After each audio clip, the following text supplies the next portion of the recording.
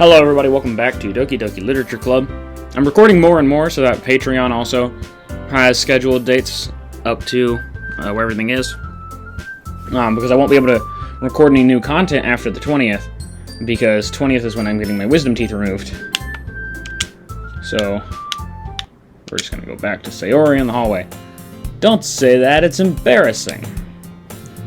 But I guess that means I'm doing a great job. I guess so. I'm so excited. The festival is going to be so much fun. Sayori spins herself around in the hallway again. Hey Colin, this classroom over here is empty. Let's begin the mission. Mission? It's been a long time since I've spent time with Sayori like this. But in the end, she hasn't changed one bit. She's nothing but a ball of sunshine, drawing happy vibes from the world around her. It's a pretty nostalgic feeling for me. As the years went by, I began to hole myself up in my room more and more. So going adventuring with Sayori brings out a special sort of feeling I forgot I had in me. Joy? The two of us enter the classroom. Sayori heads straight to the closet and I follow. Let's see what we have in here. Crayons! Sayori pulls a box of crayons off the shelf. They're the best brand, too. They're kind of dirty, though. Sayori starts pulling various crayons out of the box, reading the color names. Alright, that's one down. Don't get distracted. We still need to find... Wait, I'm looking for my favorite color. Fine. Then, at least move aside so I can look for the poster paper. I dropped one by accident. Sayori bends over and smacks her forehead right into the shelf. She falls to the floor and the crayons spill all over her lap. Ow. You okay? My forehead. Sayori clutches her forehead. Jeez, Sayori. That's just like you, isn't it? Be nice! Come on, let me see. Since Sayori is still sitting on the floor, I grab her by the waist and pull her out of the closet. You have to move your hand, Sayori. But it hurts. Just do it for a second. Sayori slowly releases her hands from her forehead. I gently brush her bangs to the side. Ow. Sorry. There's a huge red mark on the center of her forehead. A bump is starting to form as well. Man, it's gonna swell up. I should find you some ice. Colin, where would I even find ice around this time? I guess a cold drink would do. You don't have to. I'm fine with looking like a unicorn. Even wincing from the pain, Sayori makes a silly joke.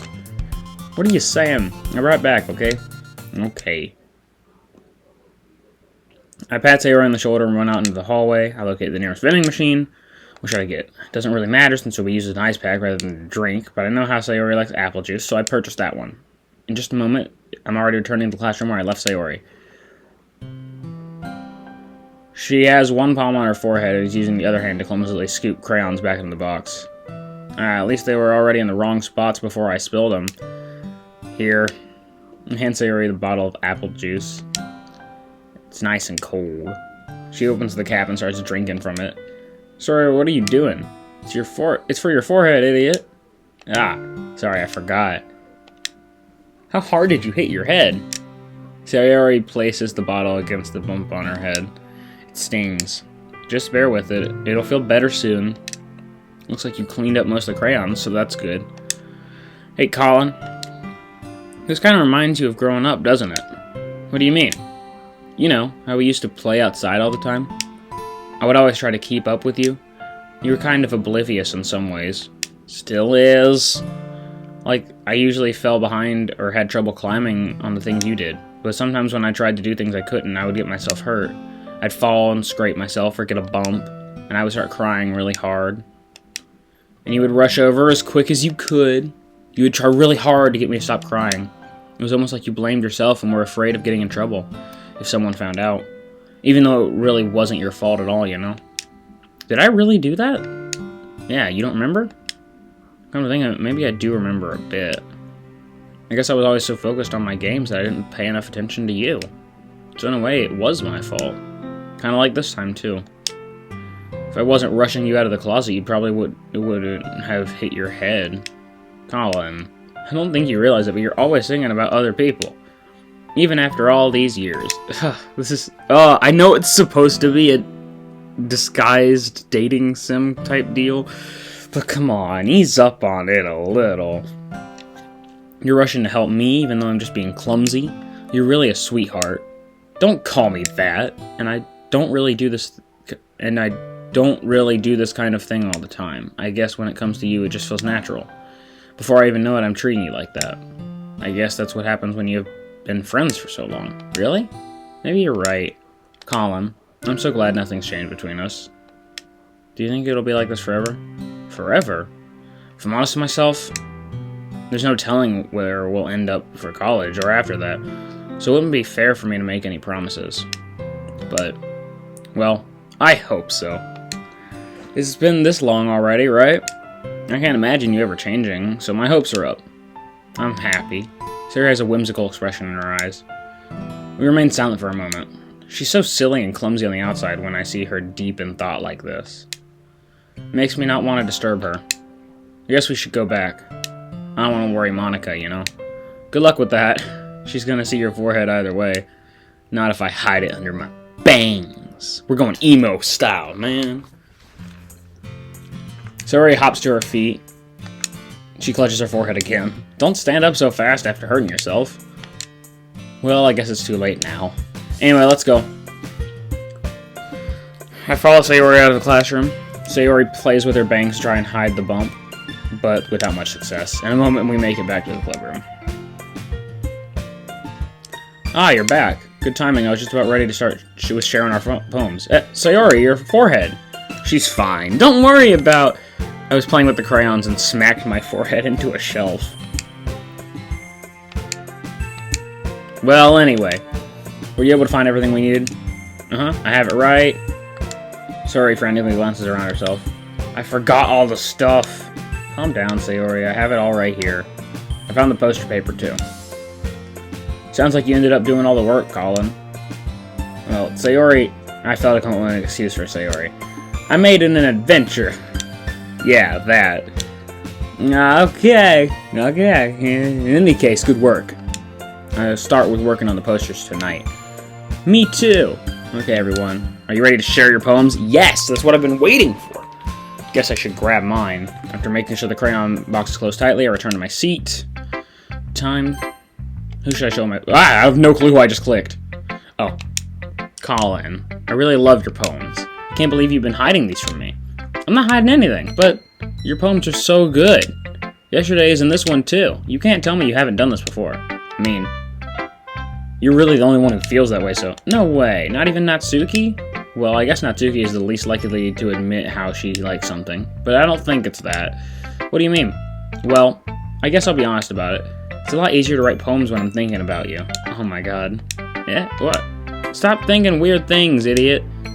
I just mean that you're a really expressive person, I guess. How am I supposed to write poems about my own stupid life? But you somehow make everything in your life an adventure. Even little things. Like cooking. Let's not talk about that, you know, considering you almost burned your house down. So yeah, I guess what I'm saying is I can feel more feelings through you than I can through myself. We have that kind of weird connection.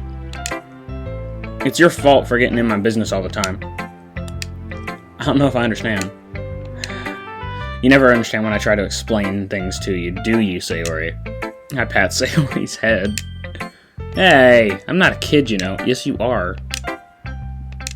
Sayori starts fiddling with her pencil between her hands. Hey, Colin, will you give me your poem? I kind of want to keep it. Huh? Why? Because, well, this is the first time you've written something for me. Sayori, you completely misunderstood. I didn't write this for you. Are you even listening anymore? Well, whatever. I'll give it to you when we go home. Really? Snap. Ah! Broke my pencil. Sayori hastily bends down to pick up the piece she dropped. But, being inattentive of her surroundings, she bumps right into me. Sorry. It's fine. It's fine. I'll get it for you. I bend down and pick up the broken pencil. Sayori clutches the desk beside her to support herself, knees shaking. I'm a little clumsy today. Let's sit down, Sayori. We're sending you to the hospital later. I grab Sayori's arm and help her sit at the desk.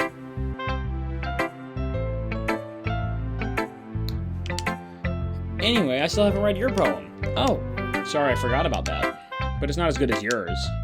Don't worry. I'm sure I'll like it, not take it. Bottles. Oh, okay, so this one's kind of weird. it's very disturbing for me. I know what it means.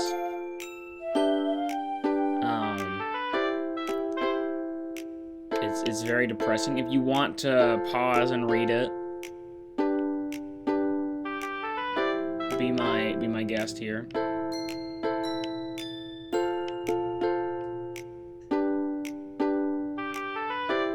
But I already know what it means. Holy crap, Sayori, did you really write this? Of course I did. Didn't I tell you yesterday I was gonna write the best poem ever? Yeah, but I mean I didn't expect something like this coming from you. Monica taught me a whole lot.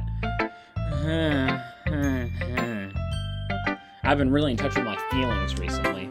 I see that. It's almost kind of creepy. Creepy? Well, not exactly. Oh, I feel so bad. Maybe because I'm used to being so cheerful. Well, never mind. I'm thinking too hard about it. The point is, it came out good, so you should be proud of it. Thanks. I feel like I was meant to express myself this way. It even helps me understand my own feelings a little bit better. Writing is like magic. You've gotten pretty passionate about this, huh? I hope you keep it up. Yeah! Writing's the best. I'm gonna keep writing until I die. Oh, you have no idea.